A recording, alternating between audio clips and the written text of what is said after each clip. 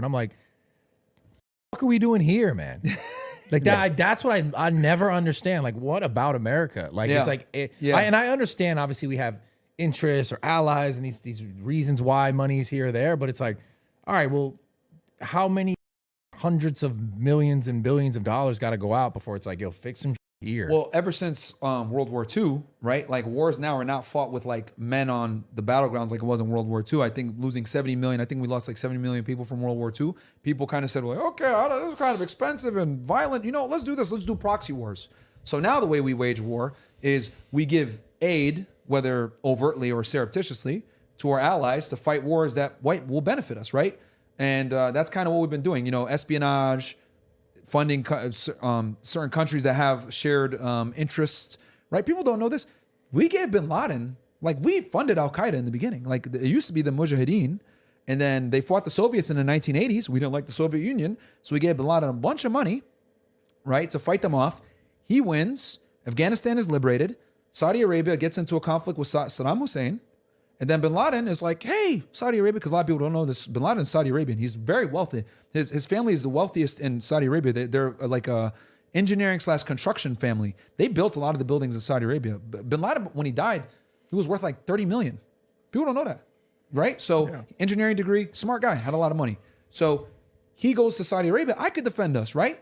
What does Saudi Arabia do? Nah, bro, we're good. America's going to defend us from this situation. He's like, what?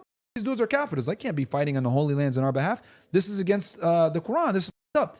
Saudi Arabia says, no, you don't criticize us. So they pull his passport, they ostracize him, send his ass to Sudan.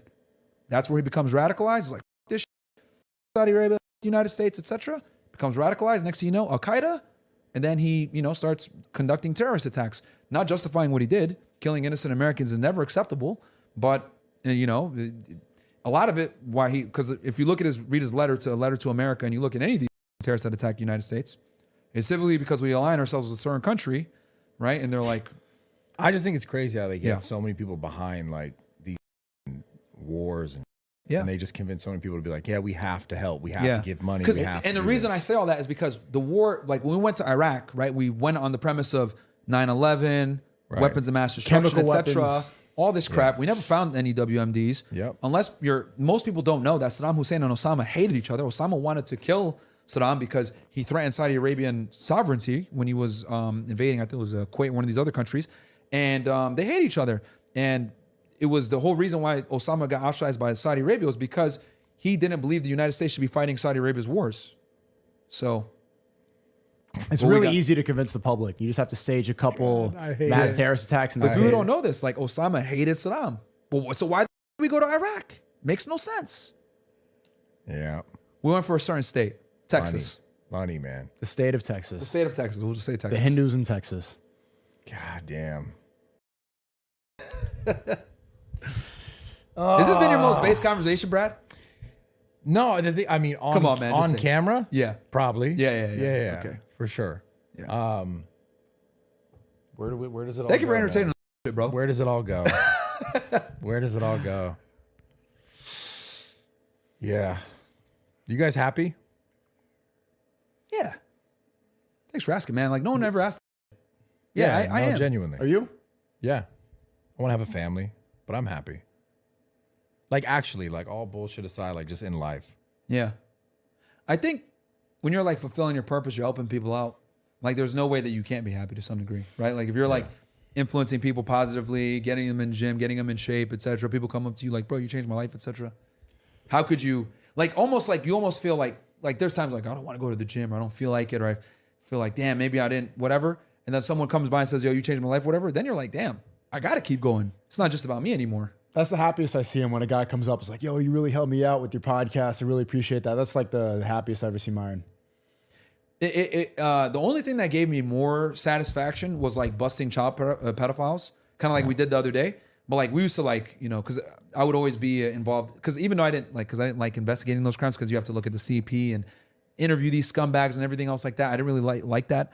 But whenever there was an arrest warrant to go pick these guys up, I always volunteered to be on the arrest teams. Every you really single wanted time. to put the cuffs on the guy yesterday. Yeah, I would always be on the arrest teams every single time. So putting those guys away is always very satisfying because they're like sick and something crazy. Shout out to Vitaly for doing this.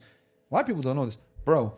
There are so many pedophiles. you can arrest a new one every single day. So Every hour. It's such a sad, common, bro. prevalent problem, So dude. sad. It wasn't until I got on the job and I realized, like, because one of the guys in the child porn group, because I was in a drug/human smuggling group, we have different squads, right? He was in a child porn group, but I would always assist when they had their arrest warrants. He was like, kind of opened my eyes, like, bro, look at all these guys we have identified that's involved, dude. Hundreds upon hundreds. This was just in Laredo, Texas.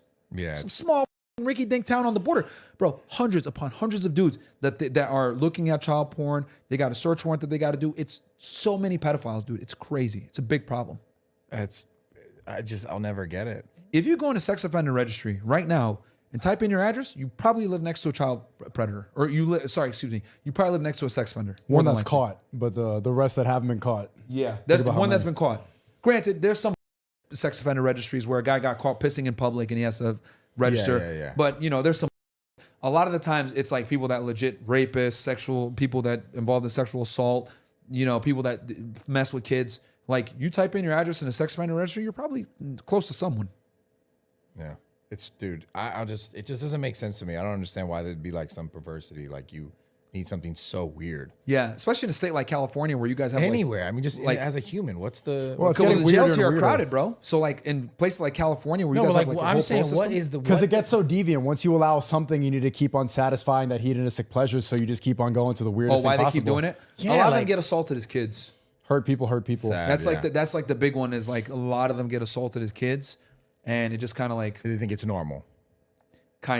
yeah, single mother sad. households, no authority figures, get touched by maybe a family member or someone that's trusted. Yeah, that's sad. Doesn't Not- justify it, though. Not an excuse. No, by no means. But that's sad Yeah, for sure. but it's an ingredient to the pandemonium. Like all the people that we asked yesterday, that was one of the questions I asked them. Like all of them had been abused as a kid too. Everyone. Damn. Every single one.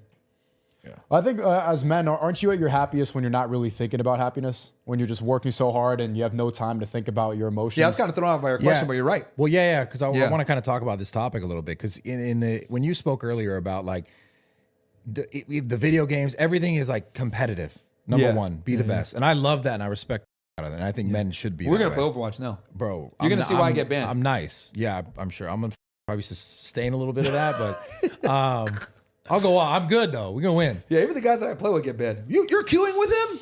They report you too. I'm just like, That's fine. I don't care. But being that's the mentality you have, it is hard sometimes to just like slow down and just be grateful and to have like the actual feelings of happiness. Because it's one thing, go. And you could be happy doing it. But have you ever noticed like throughout your career that like, it's always kind of in hindsight that you go, oh, I was really happy.